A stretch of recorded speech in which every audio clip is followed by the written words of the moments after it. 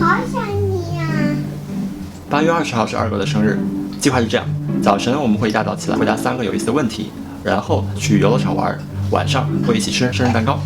OK，let's go。第一个问题是1年来和阿狗在一起最难忘的时刻是什么？我先说吗？好。我觉得最难忘的时刻呢，还是一次旅行。就是去年9月份，我们又去了一次阿那亚。第一次去是7月底，第二次去就人会少很多，然后就有一种在阿那亚包场的感觉。我印象特别深的是有一天下午，我们带着他去找一个小马场，想要让他去骑马，然后那个马场呢不太好找。先是坐了一段那个阿狗特别想坐的小火车。然后坐到那个中心小广场的时候，然后再往里面边走边找，就那个下午，那个阳光照在草坪上，然后你带着阿狗在前面走，我在后面给你们拍照，就有一种很梦幻、很不真实的感觉。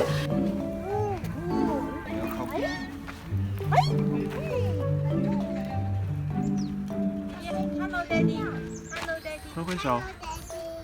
我印象中最难忘的就是他2岁刚过的时候生病了，然后是一直咳嗽，医生就说要住院。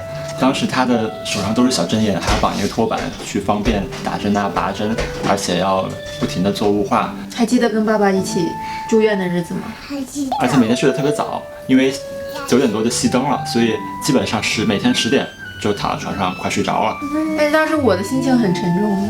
就当时非常担心孩子，然后从医院回到家之后，就看着空荡荡的家，就第一次感觉到，这个家本来很热闹，突然间我记得，对，就只有我一个人，我不知道干什么，然后家里太安静了，我就打开电视开始干活，我就把没有做的家务，还有其实可以不用做的家务都做了一遍，然后到最后就是虚脱在孩子的瑜伽垫上，看着这个灯。一种很空洞的感觉，就是当时的那种感觉。第二个问题是，3岁和2岁相比，你觉得阿狗最大的成长是什么？他开始有更多自我的意识了，就是比如说2岁的时候，大人说是什么，他就是重复呀，或者是答应啊，但是3岁他就学会了否定。然后他也有很强表达自己情绪的那种愿望，如果要想做什么事，就会一直不停的说我想要干嘛。如果他特别不喜欢一件事，他也会不停的去抗拒你给他安排的事情。他有了自己的情绪和心思，你觉得？我觉得他最大的就是，尤其是这几个月开始，他表现出很强烈的想要社交、想要交朋友的愿望。他在楼下就是不是去找，比如说沙子呀，去找那些有滑梯去玩，而是说去找小朋友，是吧？你是不是喜欢交朋友？是。对，然后最近这些日子去幼儿园也是跟小朋友们一起玩，所以他就除了有很强的表达的欲望以外，也有很强的交往的欲望。昨天晚上，然后他说妈妈，我想要一个黑色的车车。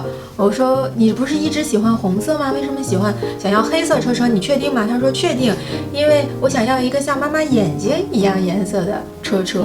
太暖了。然后他说哇，儿子好会哦，好会土耳其，好会聊啊。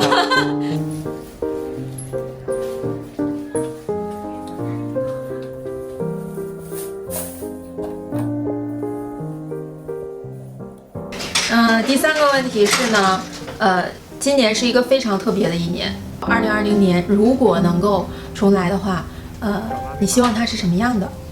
今年就感觉从元旦开始，就小易和我们家里就经历了很多。然后首先就是元旦那天，我的奶奶去世了，所以就火速的带着小易回到天津，参加了小易人生第1场葬礼。之后就是疫情，一直到现在，这个疫情还没有算完全过去。告诉妈妈，现在外面发生了什么事儿啊？生病上，我们出门要带什么？要戴口罩、口罩还有眼镜。原本安排的很多计划就都取消了。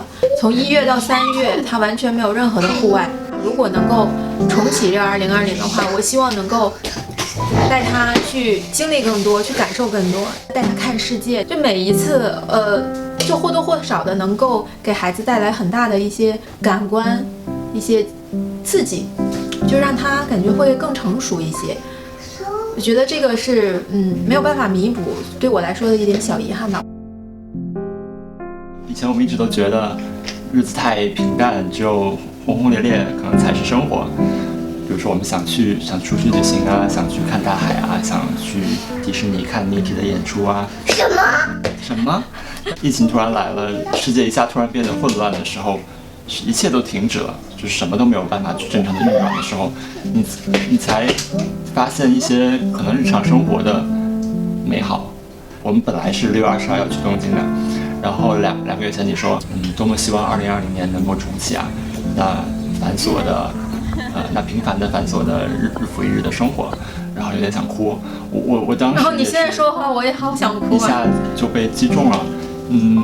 如果2020年能重来，我觉得也会是去更珍惜当下的每一个时刻吧。